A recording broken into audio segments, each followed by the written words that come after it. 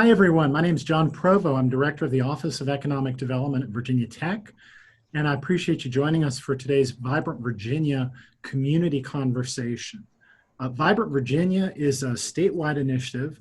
We're committed to fostering collaboration between universities and communities with the goals of building connections across urban and rural and everywhere in between to create a Virginia that's full of economic vibrancy and opportunity.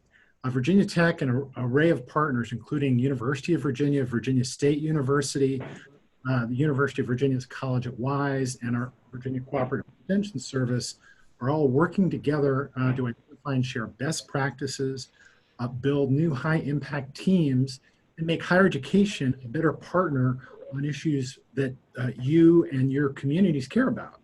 I'm going to hand off the rest of your time today to our moderator, Dr. Maggie Cowell from Virginia Tech's Department of Urban Affairs and Planning.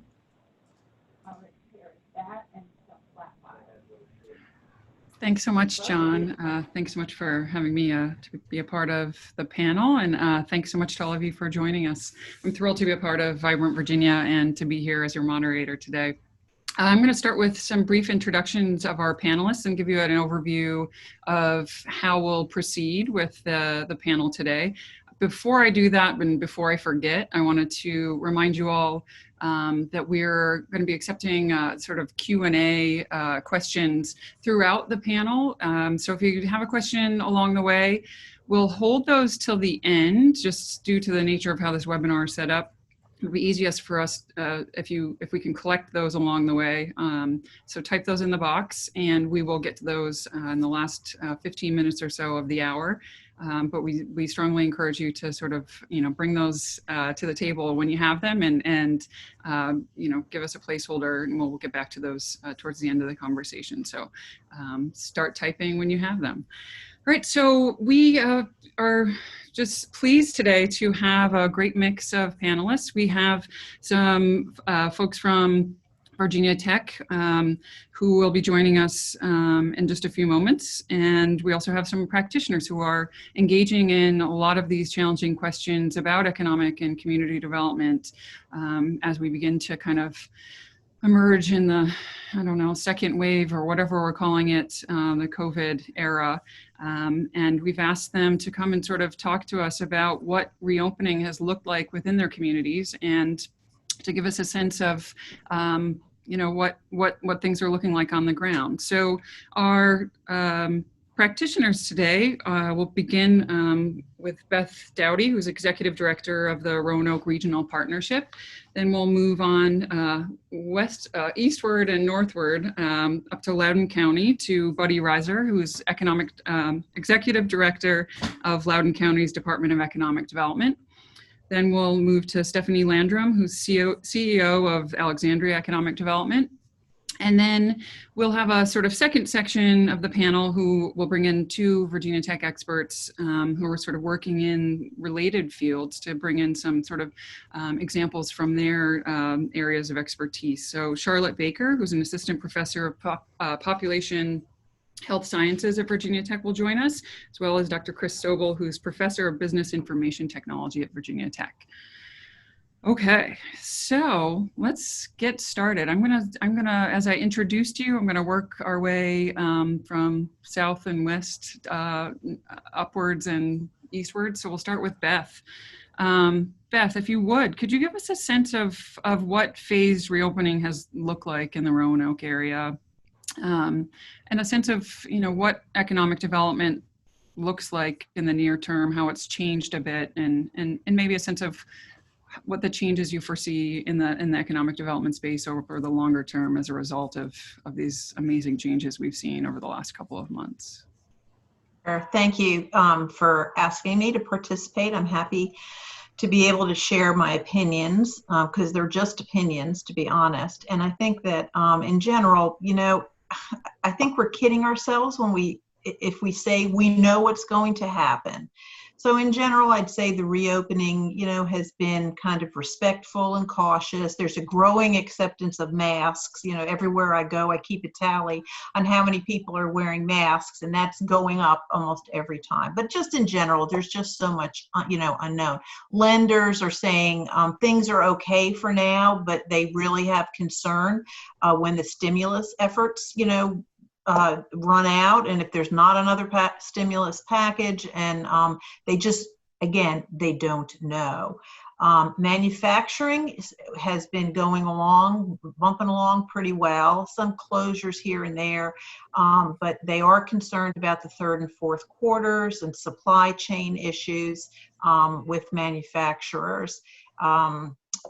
Home sales are almost really at a standstill. In our market, we have 500 homes on the market, which is the lowest anyone can remember, I think, which is an offshoot of these uncertain times. The effect on micro businesses has really been what's been huge in our market, and many of them won't be back. And it's not only restaurants, but it's services and daycares and, yoga studios and hair salons. And the impact on that is going to be huge. And I don't think that we've seen the depth of the impact. A lot of restaurants, for example, they're hanging on, but how long, if this doesn't get better, how long can they hang on? So I think that kind of the new face of economic development is triage, and I think it's business retention. It's not so much business attraction or even expansion, particularly in our market, although we've had a little bit of success in that. But economic development in general, since this started, has been a lot of triage, and again, the effect on the micro businesses has been large. And I think you're going to see in the future economic developers spending a lot of time continuing to connect their businesses to whatever resources are available or are still standing, at the end of the day. And not all of those resources are going to work for them. I'm sorry to be so pessimistic, but I just think we don't know the extent of the fallout, and I think there's maybe more ahead of us than behind us. Thanks, Beth. I think that's sobering and kind of realistic way to sort of kick off the panel. I appreciate your insights. I'm not known for my optimism and enthusiasm. So. Nor am I. It's okay. We're in good company. Let's move eastward and northward. Buddy, how about in Loudoun County? What does the sort of phased reopening look like there, and how has economic development changed in the near term and long term? Well, I may be slightly more optimistic than Beth, but probably not a lot. I agree with her. Our world has completely changed. We're a little bit different here in Loudoun County. We actually somehow had record home sales in May, and we have basically nothing on the the horizon that would tell me that that's going to change. We've built a pretty good commercial base here with data centers. We get $300 million a year in local tax revenues from data centers. So that kind of speaks to our ability to be a little more creative and use our resources a little bit differently. We changed day one, March 16th, we went into, as Beth said, into triage mode and started working with our businesses because we saw that this was going to be tough. I think all of those public-facing businesses that Beth mentioned are in trouble, and a lot of them won't make it. And we've tried to be as proactive as we can. We've talked to over 3,000 businesses in the last 3 months. We're 100% a business retention organization today. Everybody on our staff is working in that way. We've created some programs to help. When we saw our unemployment rate go from, sub 2 to almost double digits, we created a local jobs board and actually went into workforce counseling. When we saw that our farmers were having a hard time being able to get their foods to the market, we created an online e-commerce site. We've given away $5.7 million in local grants to over 1,000 businesses. Back just earlier today, we were able to give away the last 400 grants of $5,000. But I think going forward, we're going to continue to do those kinds of things. A lot of the things that we had planned for this year just aren't going to happen. And we're going to have to react to the businesses that are going to be changed. We're going to have a lot of those storefront businesses that aren't going to make it. And what we've tried to do is really market the businesses that are out there. We have something we call Take Loudoun Home that's been over 500 businesses that have signed up for that to market the way that they're doing business now. And when we went into phase 2 a couple of Fridays ago, we started a marketing campaign called Loudoun is Ready. I don't know if you can see my button here, but over 600 businesses have signed up and have taken a pledge saying that they are now ready to accept businesses or customers and their workforce back. We gave them marketing materials, pins and banners and floor stickers and window clings, and have done a lot of outreach, mostly in our region, to tell people that Loudoun is ready to open. And so far that's been pretty successful. But you know, when this PPP money runs out, and if they don't replenish that, we're going to have a whole new wave of unemployment. Thanks, buddy. Appreciate the insights on the kind of the creative strategies you guys are employing. I think that's really helpful, and we'll talk more about those later in the hour. Stephanie, heading over to you. How does reopening look like in Alexandria, and how has it reshaped sort of the economic development landscape in your eyes? Well, I'm delighted to be here with two of my favorite Virginia colleagues, Beth and Buddy, and I will very happily take the glass half full mantle and maybe share a little bit of perspective really about how much worse it could have been. So in Northern Virginia in particular, one of the things that we have been struggling with over recent decades is this, the mantra has been diversification. Diversify away from dependence on the federal government. And in this particular instance, our dependence on the federal government has been a bright spot. The cameras, fortunately, are really good using all this new technology. You don't see the dark circles, but a lot of people who I'm talking to, who are professional service providers, consultants, office workers, there really was a very, very small pause in work. And many people now who are teleworking full time are actually more productive, putting in more hours. So a lot of our tax base from the office perspective has been sustained by that dependence on the federal government. So that's sort of my glass half full. Now the downside to that is the exact impact that Buddy and Beth were just talking about, is those people are all now doing their work from their homes. And in a place like Northern Virginia, a good number of those people don't live in the Commonwealth. They live in DC, they live in Maryland, they live in West Virginia. And then all of us who are working or, have pretty much been quarantining in our homes have been relying on delivery of goods and food.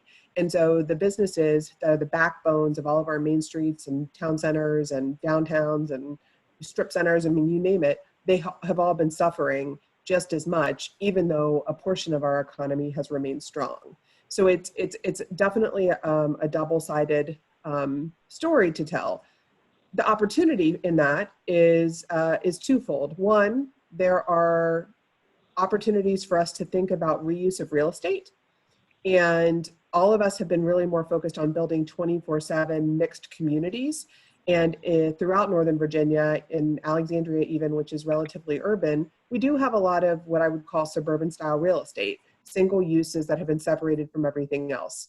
If many of these office users choose not to come back or come back with a much smaller footprint, we're going to have an opportunity to reshape and re-envision many parts of our city. And I think we'll see that throughout Northern Virginia. There's great opportunity there for transit-oriented development and being more responsible about how people move throughout the region. There's opportunities with green and reuse of buildings. We can make improvements that maybe wouldn't be made if the use stayed the same. So I think those are two other bright spots. That said, if I know there's all sorts of people watching this. If there are retailers, restaurants, breweries from Alexandria watching this, I mean, we know that they are really, really struggling. And a lot of the tools and techniques that Beth and Buddy talked about, we've been doing in Alexandria as well. I think the other bright spot through this pandemic and crisis has been we've all leaned on each other. many of us throughout the state, Beth is a leader in this, operate regionally. For Buddy and I, operating as a region is sort of a new phenomenon. We have been unofficially doing it for a few years, but we've officially been doing it since last fall. And this pandemic, I think, gave us a shared purpose to, completely erase all boundaries of like sharing and best practices. And, if we watched Buddy draw names out of his, he was one of the first local governments to do the grant program. We watched him, pull the names out. We learned lessons from him. He was happy to share. So again, I think that foundation of cooperation and regionalism is also maybe a bright spot for our future. That's great. I think it's telling that that in times of crisis like this, that the region can come together. I think that's great. I think that it's very much a half full mentality. I appreciate that we can take that turn, because I think it's an important part of the conversation too. Let's shift gears just a little bit to bring in some of our other panelists. And I'll start with Charlotte Baker. Charlotte, in your work in kind of public health and epidemiology spaces, what are the types of things that they're sort of talking about? What are the innovative responses or partnerships that you're seeing emerge in relation to the sort of COVID responses and such, and the types of things that folks on this webinar today might be interested in hearing more about from your fields of expertise? So thanks for having me today. It's really glad to kind of help make a table that we can all sit at and kind of have some conversation. So a lot of times I keep hearing about that public health and the economy are kind of, they're butting heads with each other. It's one or the other, and it doesn't have to be. So pretty unequivocally for most of the public health side, we'd really prefer to slow things down a little bit, kind of keep better control until we get more testing in place. But on the economic side, you're saying, well, we need to open because people need jobs, people need money, we need to have money flowing through the community. And in public health, we work very well with our economic partners. They really are our partners when it comes to things like foodborne outbreaks. So a lot of times the companies themselves are the ones who are saying something, we need to do something. Even here within COVID, meatpacking plants, we're hearing lots of things about them having outbreaks within their localized communities. And they've actually created some very innovative ways to actually increase testing within their population of their workers, and then getting people back to work safely. And I think those things can actually trickle down to some of our smaller businesses. So is taking what they're doing at these really large levels, like if we think about Amazon or meatpacking plants, and how can we make that work better with our smaller businesses so they're being able to open safely. Kind of like Beth, every time I go out, I'm looking to see who's got a mask on, who doesn't have a mask on, where are different people. And that's always kind of a fun game to play as a public health person. And actually seen a tremendous drop from where it used to be. And that may not be the same in every different municipality here in the state, but definitely people are kind of saying, oh, well, the economy's open, so this thing is over. And we need to have a better message and work with our economic partners to really say, it's not over. So yes, please pay attention to these 4 signs we've put down. Please, we don't want to have to be the enforcement police, but please wear your mask inside. I've been to a couple of businesses where people are not enforcing, particularly the mask rules. And that's not a great thing. But we want to make sure that we're being able to open safely. Because if we take care of this now, and we keep, slowing our opening, then we're going to have a better economic output later, as opposed to having to go back into the part where we're shut down again. So we really want to work together well to make that happen. And so whatever it is that we can do from a public health standpoint, if it's coming out and helping make better messaging, if it is kind of coming to the table of, well, where can we actually, make a break here in terms of what's happening with these businesses, we want to sit down and do that because we want to make sure that we're being safe, but we're also being open at the same time.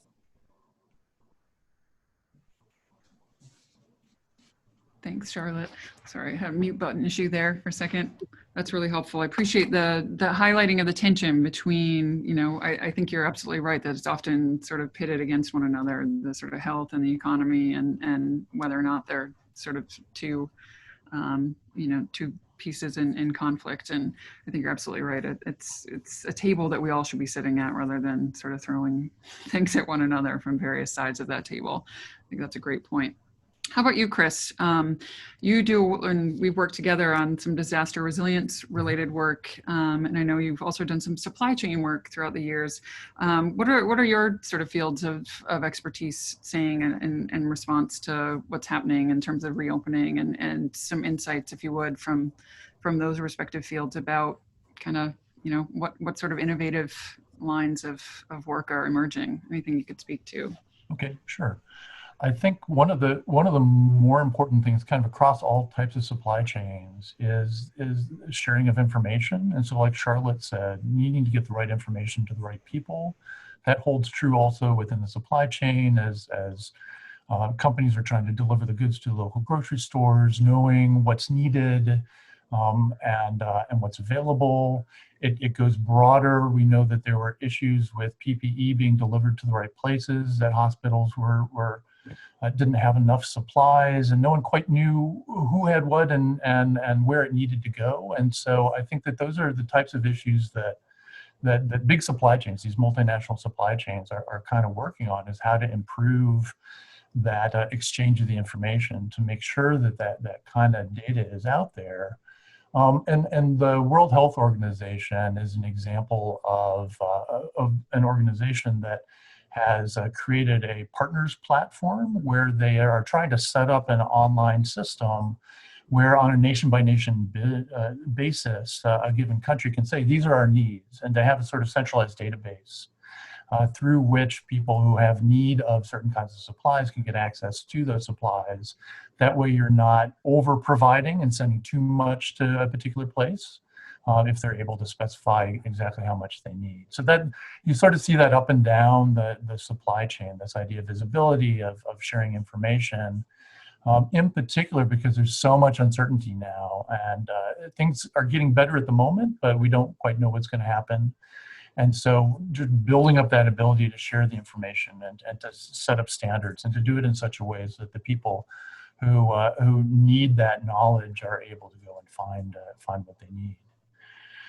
So that's sort of the overall picture. I had a couple of specific examples that I thought were pretty interesting and relevant. The other piece of having an effective and resilient supply chain, and a supply chain is a very general thing, but is the ability to be very flexible, in particular because there's so much uncertainty and things are changing. And so I've really been kind of fascinated with all these stories about perfume companies kind of redoing their operations and creating the ability to manufacture hand sanitizer.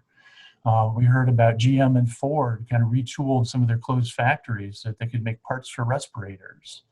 And so there's a lot of focus on that, on that sort of thing as well. And that, in general, a lot of the work that I do with disasters is more focused on things like earthquakes or tsunamis, more natural disasters.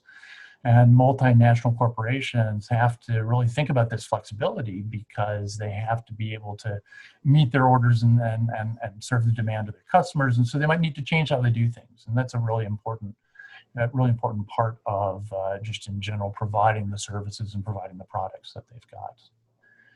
One last little example, and maybe we can come back to this later on, but I really, really like this, and it's a lot more local, a lot more close to home. So I have a son who's in the public school system here in Blacksburg, and it's just fascinating. The school, I thought, did a really, really nice job on a lot of different levels at sort of this flexibility and this changing how they do things to kind of keep the processes going. And one thing in particular that they did was, there are a lot of students who get their lunches at school. So there's a program to provide free lunches to some of the kids who are in the school district. Well, with the schools closed, they obviously couldn't provide that same service, but what they did was they kind of turned things around and they started delivering the free lunches on the school buses. So school buses weren't doing their regular routes in the morning. They just shifted it to the middle of the day. They went on their regular routes and they just delivered the lunches to the people who would have otherwise been able to get them in that environment. And so that's sort of a supply chain issue that I think is really relevant and really important for us to explore those kinds of ideas of reusing the capabilities that we've got and trying to keep providing these services that we provide to folks in our area. think that, Chris, that's an absolutely fascinating. I hadn't heard that exact example. I think that's great. It's genius. It's simple, but totally practical. Makes a lot of sense. Keeps people employed, but also, you know, distributes food and places that are in great need. I think that's fabulous. I think it's also a great segue into a question that I wanted to sort of ask and pitch it to sort of all the panelists. It seems like collaborations has been a theme that most of you have touched upon, and like to engage a little bit more meaningfully with this idea that, you know, maybe some new partnerships have emerged as a result of this crisis. I know I've seen some unique ones emerge, and I'm curious about in your own work or in, you know, just discussions with colleagues, or even things that you've seen in the media that you're thinking about replicating in your own spaces. What types of unique collaborations have you seen emerge? And, you know, they're good examples you could share with folks who may have tuned in today looking for some insights about, you know, things that are working or best practices they could take with them and try and, you know, replicate elsewhere, or at least have a sense of optimism about some possibilities as we emerge. Don't all move at once. I'm gonna jump on what Chris was just saying, because the school bus idea has been really fantastic, and some colleagues and I have been talking about how can we take that and actually use it to improve healthcare all the time. So you have a lot of places, particularly here in Southwest Virginia, but other rural places in the state that don't have a regular clinic where they are, or don't have a full service clinic or something like that. So how can we, you know, on a full-time basis, maybe put something like that in place? Or I've also seen where they've taken books, and with the library already has bookmobiles. And so how do you, you know, kind of utilize that same model and take things to people where it needs to be taken? There's the Leap market truck in Roanoke where they go and they have the vegetables and they set up different places. So that's one example of how it's already kind of being done in terms of moving food around. And some other places have also have mobile food markets. So how do we get these things to people who still can't get out in the public? And how do we help them? Because we want to make sure that we are not only utilizing resources that already exist, but that we're also not increasing the amount of health disparities that exist in our populations. So in particular, we know that a lot of the workers who have been at work in this whole time, there are great heroes, our grocery store workers, there are nurses, there are physicians, there are people who are being able to run some kind of daycare because they're working for first responders and that kind of thing. So how do we make sure that they and their communities are also safe in these times? And so really kind of starting to think about that. And I see that, you know, there's definitely some people here that we should talk to in terms of, you know, making some of those things happen throughout Virginia. Thanks, Charles. I would say it's, you know, I was probably a little late to the regional game, but Stephanie kind of drugged me in, and now I've enjoyed that. But while working with economic developers has been great, I tell you, working with some of their industry clusters has been terrific as well. You know, when we saw what was happening and we were worried about whether or not we were going to have enough hotel rooms, the electrical industry here, the data center industry, worked with one of the hotels to retrofit some of the rooms so that we could transition using the hotels as overflow if we needed. Thank God we didn't need that, but I think it was a really good lesson learned. I think when we started thinking about some of our sister city relationships, both United States and around the world, and the way that we've been able to come together and share some of our best practices, it's great to see they are using some of the ideas we had. We're using some of the ideas they had. Our sister city in Taiwan brought us 10,000 masks just today for us to distribute. So I think it's, you know, the world has become so much smaller during all of this, because this is not a U.S. problem or a problem for China or, I mean, and so I've been buoyed by watching the way people have kind of come together and have kind of crowdsourced ideas and worked together to support each other. Yeah, I would echo that. I think that's the best thing that's come out of this, is that it's not only, you know, we're a regional organization, but we have 8 localities, and we've always worked together and gotten along, but now we've kind of expanded the circle to bring in other regional agencies like the Planning District Commission and the Convention and Visitors Bureau and the SBDC, which we really didn't have that much kind of overlap or integration with in the past.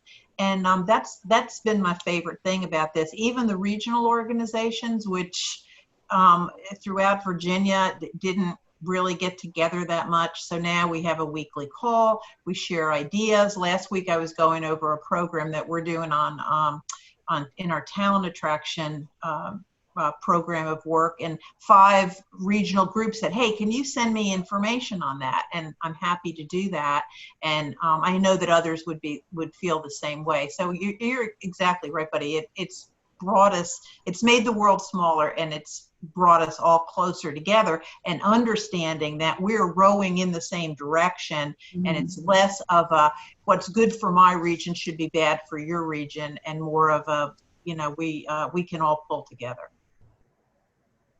I think maybe one of the highlights that I've been reflecting on is really, I'd call it the regulators. So the city, the Virginia ABC, the health department, really, I wouldn't say changing their position, but adopting a partnership position to survive this pandemic. Mm-hmm. And two examples I can think of is, our Alexandria Health Department, which is part of the statewide network, there's a woman who has been the lead, investigator. I don't know what the exact right term is, but she's been the liaison with the restaurant community to make sure health department protocols had been followed pre-pandemic. She refers to the restaurants as her restaurants. I mean, she very much takes ownership and and in this instance is absolutely trying to make sure we all stay safe, but she's also wants to make sure they all survive. She has changed her mindset into partnership, not just about public health, but about business resiliency and economic resiliency. And so I think that seeing that has been really fascinating. We also have been working with Virginia ABC, which lots of people in our world, they're an easy organization to pick on because they are very regulatory and they have strict rules. But in a time where that organization essentially took rules that I think we all thought would never be touched and sort of threw them out the window and said, we need to change the way that we're operating in order to make sure businesses survive. So that level of partnership from regulators has been a really excellent change. One other thought is sort of on a little bit of what Christopher was talking about, the kind of the innovation side of things. We've probably all been approached by more businesses who have a cool idea and just want to help. And sure, they want to make money and they probably are dreaming, have Shark Tank dreams and think that they're the next big, great thing. But the underlying impetus is help, right? Is helping solve a public health crisis or helping our community. And so those, out of necessity breeds innovation. We were as a Commonwealth and as a region and as jurisdictions, we were all doing pretty well pre-pandemic.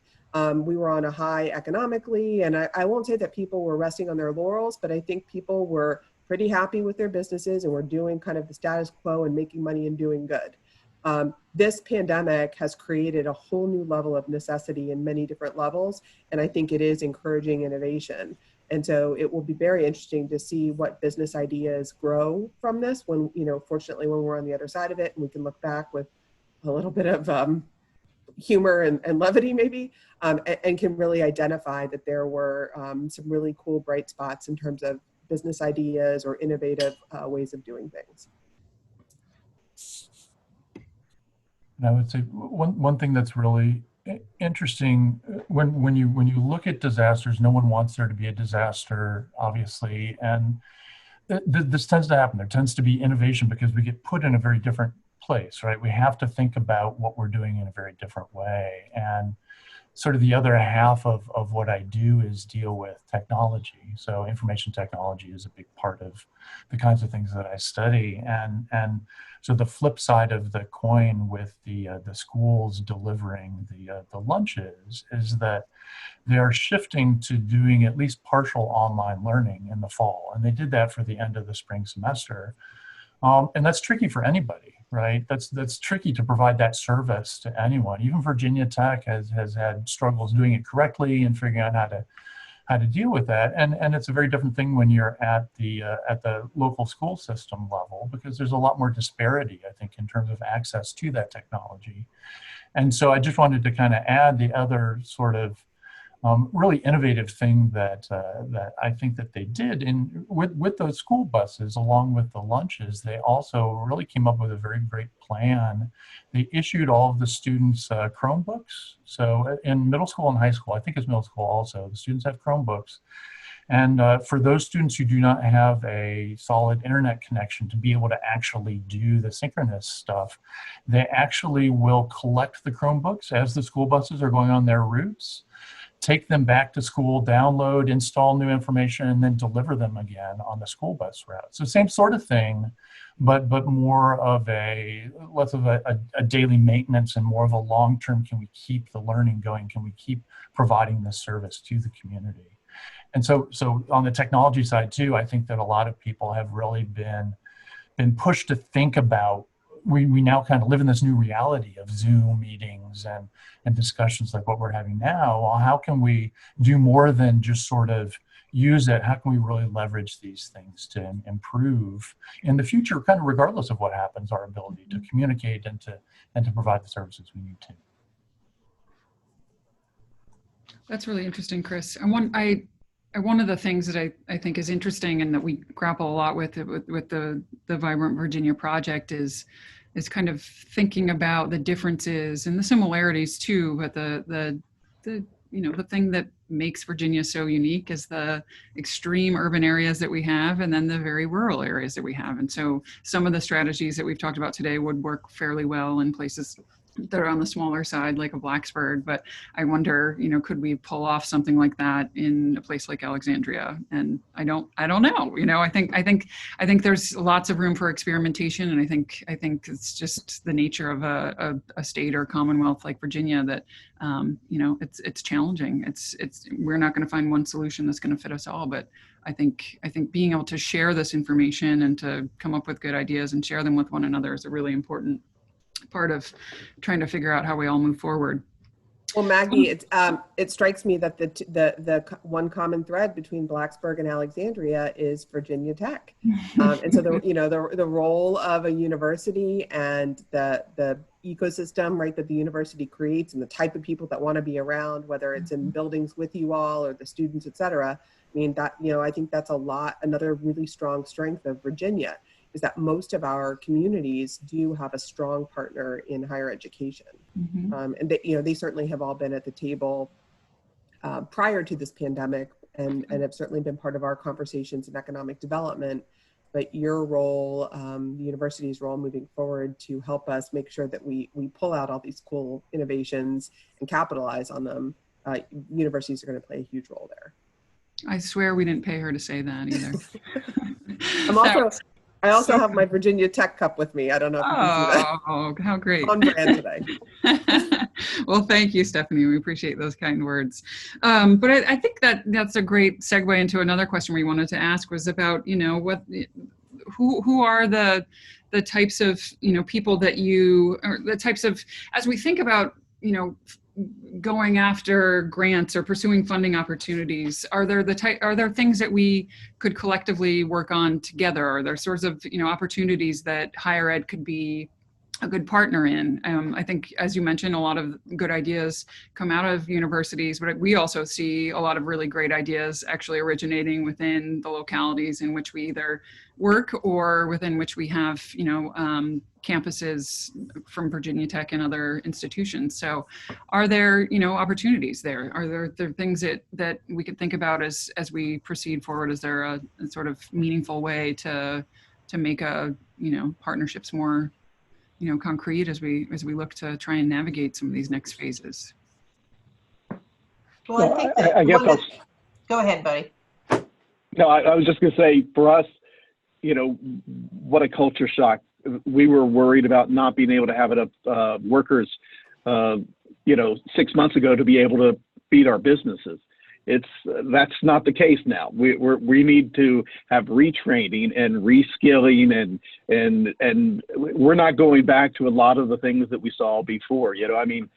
there's opportunity here. There's opportunity for reshoring, and there's opportunity for supply chain and health IT and telemedicine, and we're going to see new careers come out of this, and the universities have to be at the forefront of that, and be thinking about how do we address those new needs that we're all going to be seeing in our workforce.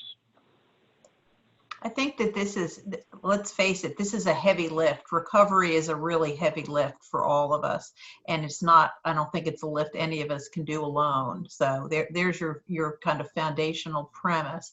So Roanoke Regional Partnership has a Go Virginia, just was awarded a Go Virginia grant to focus, because everything is about small business, small business, small business. Our grant is focused on traded sectors, the target industries, health, life science, technology, advanced manufacturing that are in our Go Virginia plan. But so then we came up with a whole platform on how to do this with roundtables and engagement and coaching, and really a stepped up BRE assistance that would help our localities meet the need that they're facing. And so then we started talking with the Planning District Commission and with Virginia Tech on how we maybe could take this and expand it out beyond the traded sectors, and again, bring in other organizations, because it's a heavy lift. And I know that the Roanoke Regional Partnership can't do that. So that's one example where we're working with Virginia Tech and Planning Commission to try to come up with a proposal that we can seek some other funding. Congrats. That's great. One other just sort of observation I would make is, universities, higher ed are in a great position to partner with us on recovery, because this will be unlike any other recovery we've dealt with. In the DC region following September 11th, while it was devastating, recovery happened almost immediately, and just in terms of people being back out and about and feeling comfortable. After a natural disaster, there's a small amount of time, and then people immediately, construction rebegins, et cetera. This is such a prolonged and uncertain disaster that we need long-term partners. And I think universities, Virginia Tech always says, you operate in terms of a planning perspective in centuries, right? And so being able to come to the table with local governments that are also about as stable as you can get, we're not going anywhere. And help come up with not even short and midterm recovery plans, but long-term plans. I think that's a special role a university can play. There's a stickiness to the anchor institution, right? Yeah. But I would definitely agree with what everyone else has said, is that this is definitely the perfect time. We're not near the end of this, but it's a perfect time to start thinking and start planning. What can we do next? We've seen some of the gaps. So as Buddy said, we know that we're going to need to be retraining people. I already have some partnerships with Carilion Clinic and UVA and some other people in terms of what do we do on the clinical side of things. And those are really big employers, throughout the state. So how do we look back, and then how do we look forward to what do we do for our patients in the future? Then we also have to think about, these different supply chain issues. And you've got some of the greatest minds all over the state. And so when you've got the resources of a higher ed institution, we've got to utilize those. Virginia Tech's thing is about UPROSM, that I may serve. And so one of our biggest things is, how do we help those communities? So how do we create bigger situations like this roundtable, but actually get a bunch of people in a virtual room? Seems like Zoom seems to be our favorite thing these days. And actually say, well, what do you need? And then actually have smaller teams break off and help answer some of those. Because it may help, the smaller areas, but it may help everybody. We don't know. And that's kind of the fun thing for some of us in academia is, let me go figure it out. That's what we love to do every day is figure those big questions out. You now hear my puppies. And so it's just a matter of keeping everything rolling. And so if we start planning now, we can keep those partnerships not only through this recovery, but after this recovery. So that means we've already got those partnerships together for what's the next big thing we need to work on together. Mm-hmm. Thank you, Charlotte. Appreciate that perspective. I'm seeing a lot of really... Can I submit one other kind of random observation? Please. We were just recently, we had a meeting last night about a development project. And because everyone is using virtual tools, there was sort of a lag time in participation. When we first pivoted to virtual tools, we held a couple of meetings, and they were obviously very, very focused on the emergency, but most local governments are now realizing we need to continue with planning and zoning items, architecture review, other sorts of, business as usual. What we're finding in the first few weeks is we're getting more participation virtually than we got in person. And definitely we're getting a larger variety of perspectives. And so as we all use this technology pretty much day in, day out for our jobs, we're now realizing that people feel comfortable with it and can and will use it for public engagement or civic, volunteerism, et cetera. And so I do think that's another interesting thing for us to think through. Just from a parent perspective, think about, parents who were working full time who maybe couldn't take time away to go visit their kids in school. Well, now if they can Zoom in for 25 minutes and do, and talk about their career and read to their, I'm making all this stuff up, but all of a sudden, when this becomes the norm, accessibility to, in various aspects of our life, all of a sudden looks and feels very different.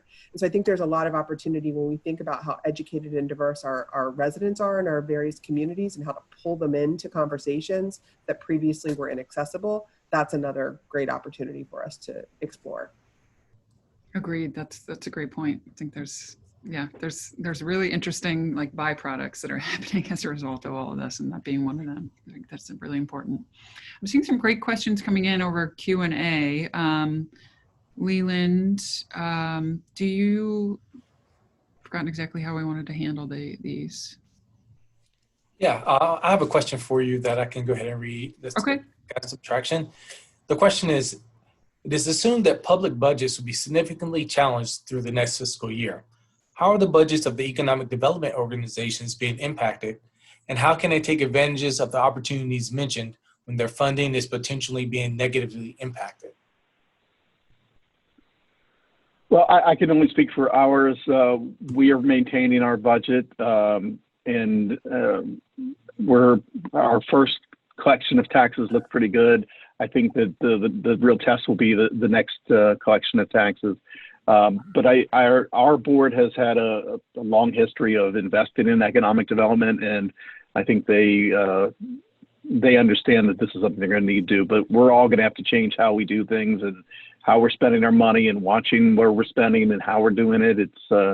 It's absolutely it's a whole new ballgame for us.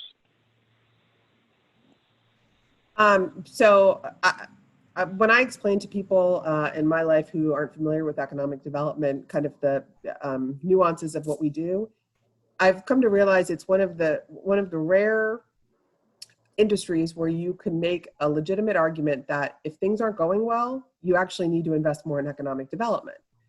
And if things are going really well, man, your economic development did a really great job. You should invest more in it. So I do think a lot of communities are having this conversation, no matter what side of the coin you kind of fall on, that we need to continue doing our work in order to help us through the stabilization and get into recovery. On the more sort of logistics side, probably like every other office user, all of us are going to be looking at what our physical footprint looks like, how we maintain and manage telework moving forward, identify savings in those ways to help manage budgetary issues at our funder levels. Yeah, my impression is that there is kind of broad support for economic development in the work we do and the value it particularly provides during this time. Now, how we do that may be different, and it's not just, as Stephanie said, physical, from the physical standpoint of how we deliver, but the way our services have already started to evolve, and I think how they'll continue to evolve when we, run into what we don't even know yet. So I think that economic development as a function, as a profession, is viewed as critical to the recovery. I think that continued confidence in that is going to depend on how and what we are able to deliver through the resources that we have. I think one of the things we do have to watch is around tourism and air travel and those things. We have Dulles Airport here, and we're looking at 90% reductions right now of where we were year to date. And most tourism groups are funded by transit occupancy taxes. And, if that's going to go down like we think it's going to go down, that's going to put more pressure on them. And so that's something I think we need to keep looking at. Thank you. Here's another one. Building on the necessity leads to innovation. Do you see ways for local businesses and economic development support agencies to engage with local school teachers and administrators in entrepreneurial ways as they seek ways to support non-classroom education and civic development of young people? I'll just say, a little bit of kind of what I was saying before. Imagine, there was probably a heavy lift, variety of reasons. I'll use Amazon as an example. So, the Commonwealth won this big prize in getting Amazon's second headquarters, and a lot of what we were most excited about was their ability to integrate into our community and help build up this amazing STEM pipeline from kindergarten up through the higher ed system. When you start to talk about, technically how you do that, have people, leave their headquarters and go into schools, and you talk about spreading that impact throughout all of the Commonwealth. We were faced with some logistic issues. It's going to be difficult to have somebody leave Arlington and go down to Bedford and, visit at a school. Introduce Zoom technology. All of a sudden that becomes a real opportunity to build from communities, or build a bridge, really a technological bridge between communities in the Commonwealth and employers throughout the entire state. And so I think that technology and this entire experience that we're all living through is going to create some cool opportunities like that. And I also think that we have a really interesting mix of companies based in the Commonwealth that do what we call ed tech. We were on a conversation earlier today with the Secretary of Education and asked that question. Are you engaging with our own businesses here who are already working on, delivering education virtually? And how do we help build their business at the same time solving issues that we have? So I think we have all the pieces here, and we certainly have created a culture within the Commonwealth that when companies come and invest here, that they need to be integrated and give back to the community. So I'm excited about the opportunities on that front. I think by and large, education has been delivered the same way for a long time. Yes, there's been kind of a trend to more and more online courses, especially, in higher ed, but the delivery method of education is probably going to be different going forward. And that's going to take collaboration between the Googles and the Microsofts and the Amazons of the world and the education partners and other business partners. It's really something that maybe it's been too long to change, but it's something that definitely has to change right now.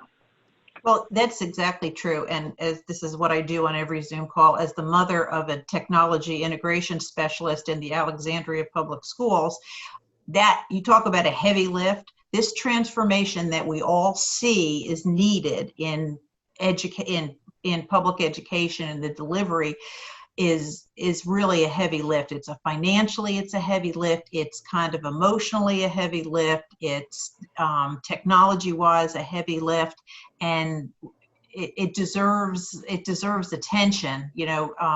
Rather than thinking, well, we can shift overnight. It's going to be critical.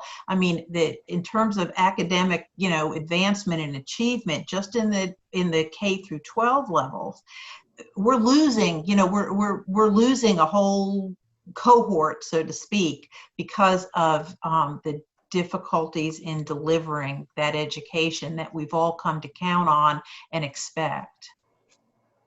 Yeah, and I'll just jump in to say that there's, even prior to the COVID-19 pandemic, there already were ways that, say, for example, K-12 teachers were integrating technology into their classrooms. So there's a thing called Tweet a Scientist. So scientists from all different disciplines can sign up, and teachers can actually have their classes tweet with that person. So they say they want to talk to an astrophysicist, they can. They can also have scientists in their classrooms. There's, different ways that necessarily your whole education doesn't have to be online. but there's these little pieces that were already in place that I have seen blossom through the COVID-19 pandemic, of people, as they have time, have been willing to kind of help supplement some of these online pieces, and just would love to see them, become an even more mainstream part of education moving forward. Because I think, as Stephanie said, like, if I don't have the time to get away from the office, but I want to really help contribute to a kid's classroom, how do I get a chance to do that? And how do I do that where it's not necessarily a recorded video that we could pop into the VHS player anytime, but we can, in real time, the kids can ask questions and they can help lead and explore and really get to learn all different types of subjects. So it's really been neat to see some of those conversations happening online, and would love to see them more in our Virginia areas. And it could be that businesses are helping to support some of those different technological purchases. So it's, kind of like how you may have a business help support a T-ball team. Same thing, you could say, well, we're going to help purchase a camera for this classroom or for this school so they can do that. So there's different partnerships, I think, that are possible. I think we just need to make them happen. And again, as Beth said, they're not going to necessarily happen overnight, but if we're thinking about it, we can make everything happen. Margaret, can I ask a question of the panel? Especially the people that are, much smarter than I am. I agree that we're going to be able to do a lot of this delivery differently, but then how do we make sure that we're integrating the social aspect of this, and that it doesn't become so sterile that the kids aren't, isolated in a way that might stunt that part of their development? That's been a huge question I think all of us have had, is we want to make sure that we're keeping people safe, but that social isolation has affected, I think, everybody from little kids all the way to seniors.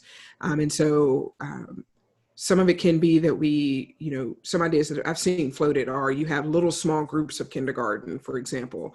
And so you may have 5 or 6 kids in that group, and they're their safety group together. You'd have to think out a little bit more logistics of that, but that way they get some socialization with that.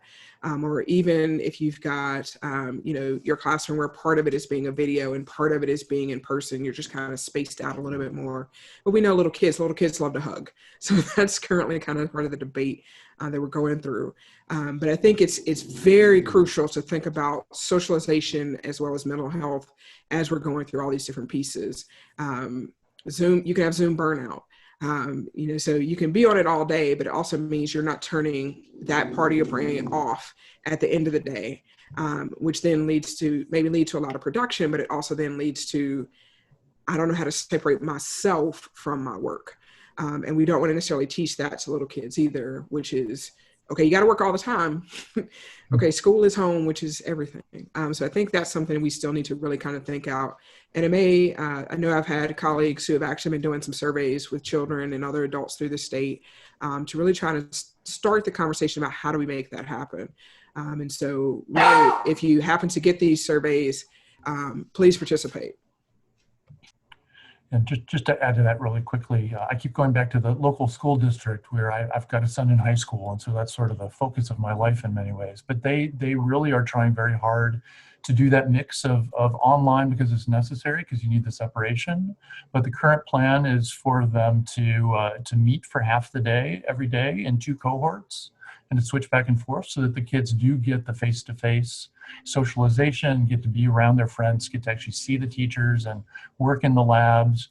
But then they're working on the social distancing by not just going full-fledged back into that at this point. And then obviously things will change as more information becomes available. But yeah, I agree, that's really important.